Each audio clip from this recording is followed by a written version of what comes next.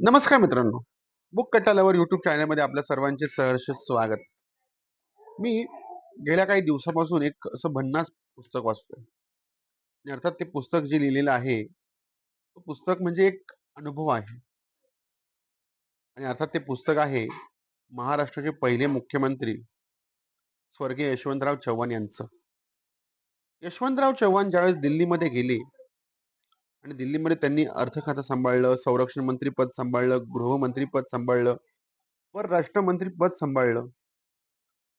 आणि त्या 10-15 वर्षाच्या कालखंडामध्ये यशवंतरावांनी ज्या ठिकाणी भाषणं दिली, ज्या ठिकाणी त्यांनी विविध प्रकारचे सभा गाजवल्या आणि त्या विविध गाजवलेल्या सभा, दिलेली भाषणं यांचं सुंदर असं पुस्तक हे रोहन प्रकाश यांनी प्रकाशित केलेलं आहे.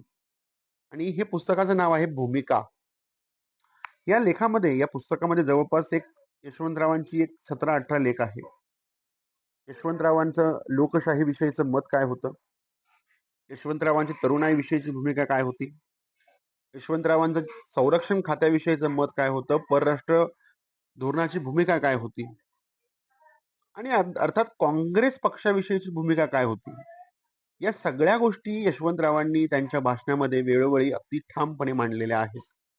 आणि या पुस्तकामध्ये, भूमिका या पुस्तकामध्ये यशवंतरावांच्या या सगळ्या गोष्टी आपल्याला वाचायला मिळतात. यात मला एक गोष्ट जाणवली अशी, की यशवंतराव हे त्या दर्जाचे राजकारणी होते की ज्यांना साहित्य काय आहे, वैचारिक दृष्टिकोन काय आहे, या गोष्टींची जाणीव होती.